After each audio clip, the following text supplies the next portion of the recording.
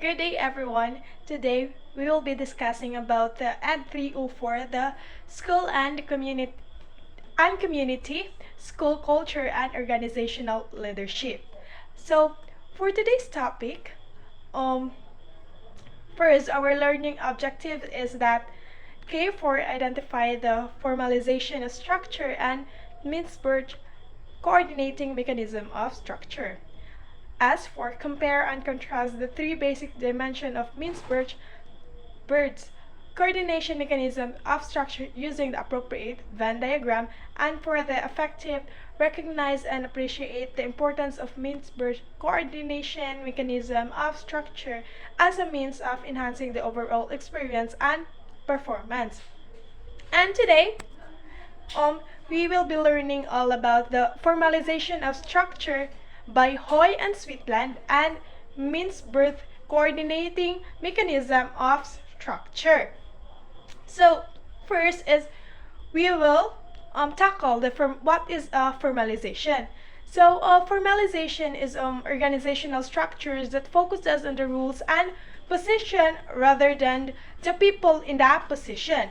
It is also a formalization in the process of creating a formalized structure and includes the maintenance of structure over time. And according also to Hoy and Miskel, in 2010, formalization refers to management of an organization through the written rules, regulation, and procedure. Hoy and Switzerland also divided the formalization into aspects. These are the hindering schools and school culture and enabling school culture. For the enabling school culture, it is a hierarchy that helps rather than hinders. It is a system of rules and regulation which guides to problem solving rather than punish failure. So it is where the students um, the students will be the the balance or the um, what I mean is that the teacher will balance on the students where they teach the students, as well as it is also a one way to the students for them to be able to learn. And for hindering schools culture is that it is a hierarchy that implies system of rules and regulation that is conceived, which means that in cursive also it is set of procedures that punishes or attempts of forced compliance, which like you should a punishment to what you have done or what you decide on something. And now we will talk about Mintzberg coordinating mechanism of structures. So Henry Mintzberg in 1992 to 2009 suggested that organization can be differentiated along three basic dimensions, and these are the key part of the organization which plays the major role in determining its success or failure.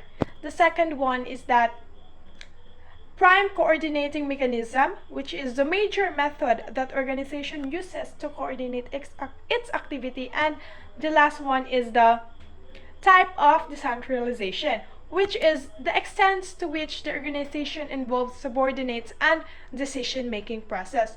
So in that three dimension, it is parts also, which is the first one, the key part of the organization is that the strategic apex. So a strategic apex is a top manager and its important staff. So in school district, it is the superintendent in the school, it is the administrative, and the second one is operating core. So in the operating core are the workers who actually carry out the organization task. So it is where the workers who actively carry out the organization tasks which are the teachers in that school. The second one is a middle line. So in middle line is that the lower management. So these are the principles that are in the middle level. So, and the second one is the technostructure, which are the analytic, such as engineers, accountant, planners, researcher, and personal manager. So these are the in the school district. It is the instruction business, the public what do you call this? The public relation research, and the personnel in that specific school district. And the last one is that support staff. So the support staff are the people who provide indirect service. So just like the maintenance of the school, the service, and also the counseling. So the next one is the prime coordinating mechanism. So these are the parts of the prime coordinating mechanism. The first one is the direct supervision. So what is the direct supervision?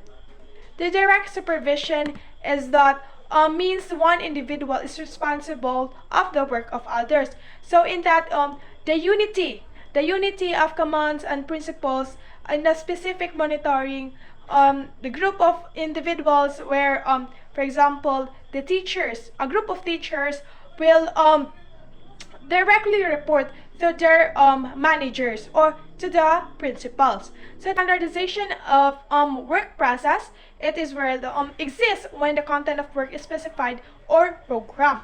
So in the school district, it is the work performance of the teacher or educator in the classroom.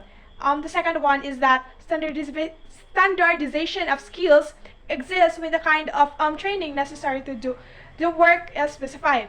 So in school district, these are the certificates that is required for applicants to in schools for them to know the same knowledge of the applicant. And the third one of standardization is the output. So exists when the result of the work are specified. So because the raw materials that is passes by the operating core or the teacher consists of people or the students, nothing's standardization. So these are the competence. These are the what do you call this? Competency testing of the teacher state, student state, or the other effects that towards the legislative what do you call this? Legislative learning of everyone. So the next one is we will go on to the third type, or third basic dimension, which is the type of decentralization.